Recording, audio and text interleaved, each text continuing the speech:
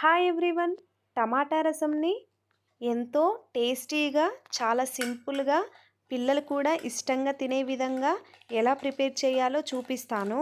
ముందుగా 2 లేదా 3 టమాటాలని తీసుకొని ముక్కలుగా కట్ చేసుకొని ఇందులోకి కొంచెం చింతపండును కూడా యాడ్ చేసుకొని తగినన్ని వాటర్ వేసుకొని 5 to 6 మినిట్స్ వరకు బాయిల్ చేసుకోవాలి. అలా బాయిల్ చేసుకున్నాక మ్యాషర్తో ఇలా మ్యాష్ చేసుకోవాలి. మ్యాష్ చేసుకున్నాక గుజ్జు వస్తుంది కదండి, ఇలా గుజ్జులోకి తగినన్ని వాటర్ని అయితే యాడ్ చేసుకోవాలి, పులుపు ఎక్కువగా లేకుండా. పిల్లలైతే చాలా ఇష్టంగా తింటారు. మా బాబుకైతే నేను 2 డేస్కి ఒకసారి ఇలా పెడుతూ ఉంటాను. చాలా ఇష్టంగా అయితే తింటాడు. ఇలా వాటర్ని యాడ్ చేసుకున్నాక ఇందులో ఉన్న పీల్ని అయితే మొత్తం తీసివేయాలి.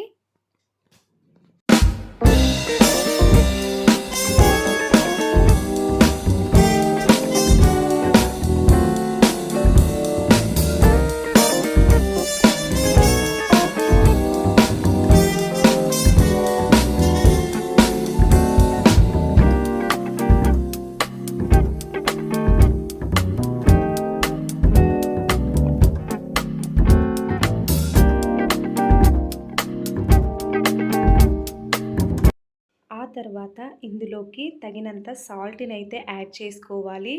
సాల్ట్ని నేను కొంచెం తక్కువగానే వేసుకుంటున్నాను, ఎందుకంటే మా బాబు కోసం కాబట్టి. ఆ తర్వాత స్టవ్ పైన పెట్టుకొని 7 to 8 మినిట్స్ పాటు మరిగించుకోవాలి. మరిగించుకునే టైంలో ఒక ఆనియన్ కట్ చేసుకొని వేసుకుంటే ఆనియన్ ఫ్లేవర్ అనేది తెలుస్తుంది. ఇలా మరుగుతున్న టైంలో పక్కన ఇంకొక గిన్నెలో తగినంత ఆయిల్ అయితే వేసుకొని హీట్ చేసుకోవాలి.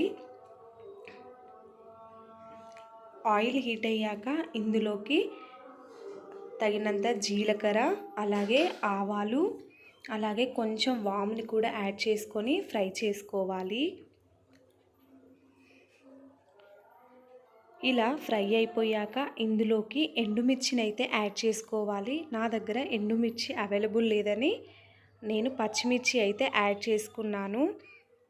కారం అయితే నేను తక్కువగానే వేసుకుంటున్నాను. ఇలా పచ్చిమిర్చి వేగాక ఇందులోకి కరివేపాకు అయితే యాడ్ చేసుకోవాలి. ఇలా ఇవి ఫ్రై అవుతున్నప్పుడు ఇందులోకి కచ్చాపక్కగా దంచుకున్న వెల్లుల్లిని అయితే యాడ్ చేసుకోవాలి.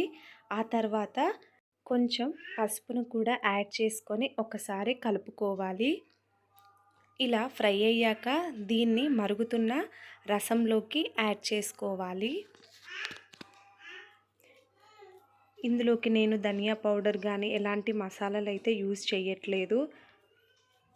సో చాలా టేస్టీగా అయితే ఉంటుందండి. పిల్లలు అయితే చాలా ఇష్టంగా తింటారు. తప్పకుండా ట్రై చేయండి. అంతే, ఎంతో టేస్టీ అయిన టమాటా రసం రెడీ. చాలా సింపుల్గా ఉంటుందండి. Thank you for watching.